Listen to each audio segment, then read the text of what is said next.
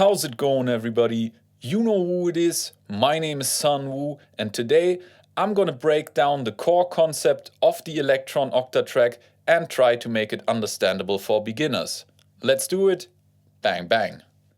The Octatrack is called Octatrack because it stands for 8 tracks. And while that is correct, it is also wrong because it actually has 24 tracks. What? Exactly, and that is because the Octatrack has 3 different track types available. One of them being the recorder track, the second being the playback track, and the third is the Midi track. So let's go through these tracks. Type 1, the recorder track, records an audio signal either from the external inputs or from internal tracks and stores it temporarily in the RAM memory. Type 2, the playback track, takes audio from somewhere, plays it back and maybe manipulates it on the way. Type 3, the MIDI tracks. These send out MIDI data such as note data, velocity, MIDI CC, program and bank changes via the MIDI out to external gear that you have hooked up to the Octatrack. Alright, let's have a closer look at each of the track types. The recorder tracks can be accessed via the function button and Rec 1 and Rec 2, Rec 1 being setup page 1, Rec 2 being setup page 2. Let's stay on page 1 for now. And now if I wanted to access different recorder tracks, I could just press track 2, track 3 and so on and go through the different recorder tracks. And as I previously said, each recorder track can sample externally via the inputs or internally from one of the tracks, and you can sample from various sources at the same time as well. And you can select the recording source in setup page number 1, and here you see input A and B. So now I would sample input A and B in stereo. Now I would sample just input A, now just B, and A plus B means that the stereo signal from inputs A and B will be summed to mono. And we would have the same for inputs C and D, so we've got the same kind of options there. We could also have them turned on at the same time, so they would all record into the same sampling buffer. And here, source number 3 is for the internal resampling. So we can resample from track 1 through 8. We can sample all the audio that is sent to the main output, or we can sample from all the audio that is sent to the Q output. The recording can be initiated either manually by holding down a track button and pressing one of the record buttons, or you can let it happen automatically by placing a recorder trig in the sequence, and now once I hit this step in the sequence, it will start recording automatically. And it keeps recording now because it will be enabled each time. I can also do this only once. Now it will record once and not repeat it again when it hits this step. We can also predefine the length of our recording with this knob up here, and the length is given in steps. So now we would be recording for 64 steps in sync with our pattern, which of course is very useful for getting perfect loops. And we can also record indefinitely when we set it to max. Let's have a look at a few more options on the recording setup number 2 page. And here we have the option to fade in our recording, which is great to avoid pops and clicks at the beginning, as well as fading out our recording. And down here we can enable quantizing for our recording. That means if my sequencer is running and I press track and record in order to start my recording, it won't do so straight away. It will wait until my pattern repeats on the 1 again and then start recording. And another info on the recorder tracks is that our maximum recording time in all of these combined is 8 minutes and 28 seconds if recording at 16-bit and 5 minutes and 39 seconds when recording at 24-bit. Okay, now let's go to track type number 2, our playback tracks. The way to get back there is simply by hitting no, and our most standard screen will show us our playback tracks. Okay, so as I already said, these playback tracks, they take audio from somewhere, play it back, and maybe manipulate it along the way.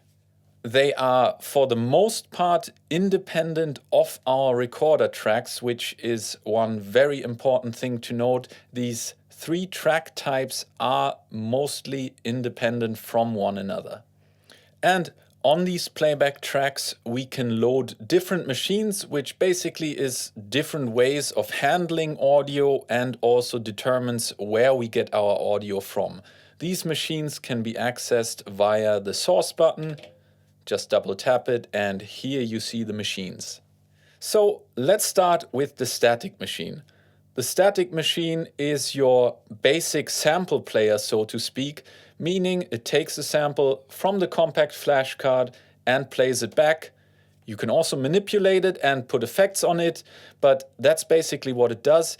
And the advantage it has by taking the samples from the compact flash card is that you can load very, very long samples, such as stems of your tracks, and play them back. And per project, you have 128 slots for static samples, and any static track that you have can draw from this pool of samples right there. All right, the next track type, the flex track. While on the surface, flex machines are pretty much the same as static machines, meaning they take samples from somewhere and play them back, there is a major difference, and that is that flex machines don't take their samples from the compact flash card, but instead they draw their samples from the internal memory, meaning the RAM. This has the downside that the samples, of course, can't be as long, as we only have a maximum sample time in the RAM of 8 minutes and something.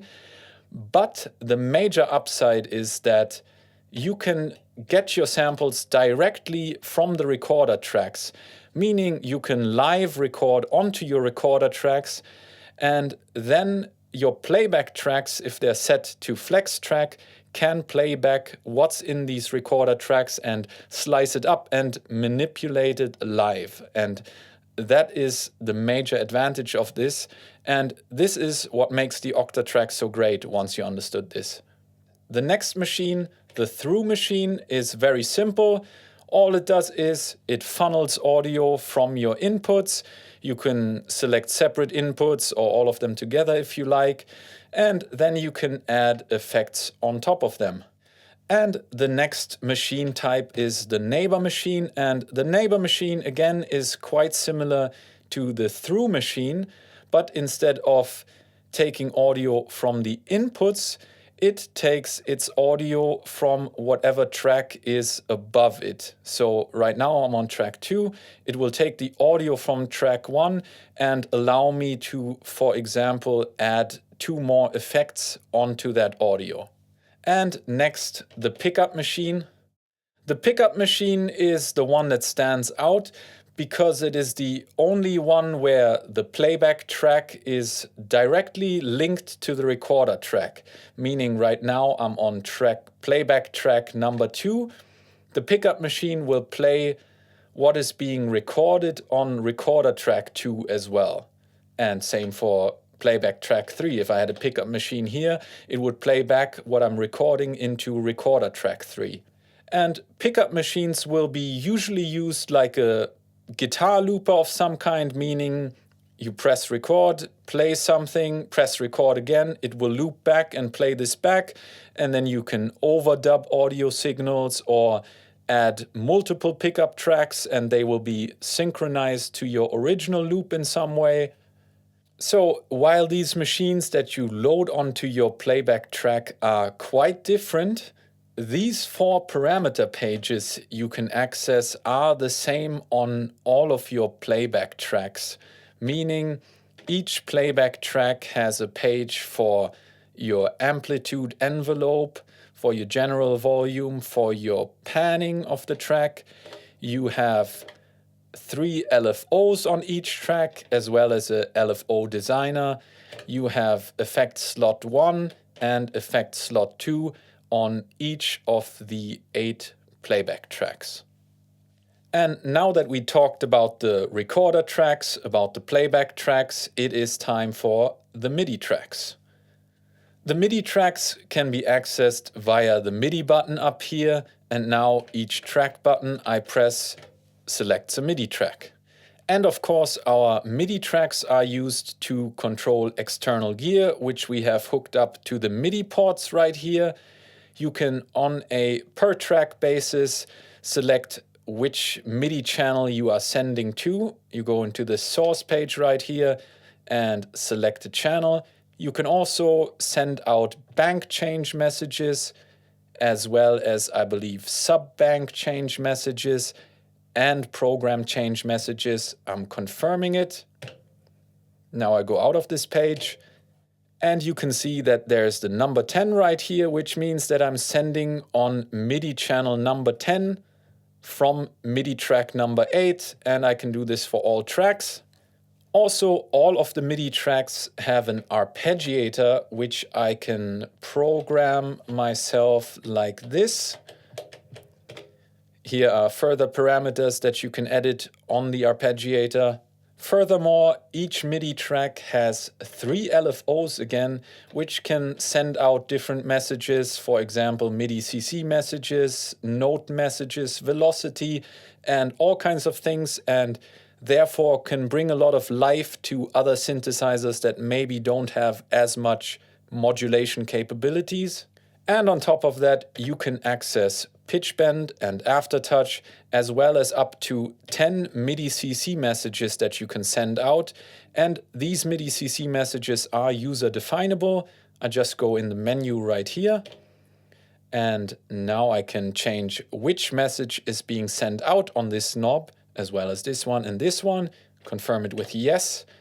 And this is incredibly powerful, especially with the parameter lockable sequencer. So for example, I can change the MIDI CC value on this step to this, on that step to that, and so on, and lock different values to all these steps and send these out to my external gear, which maybe doesn't have a powerful sequencer like the Elektron devices. And this is it for my quick summary on the 3 track types within the Octatrack. I hope you learned something. If you did, leave me a like, comment down below, subscribe to the channel and ring the bell if you want to see more videos of this kind. I thank you very much for watching the video. Hope to see you next time, and peace.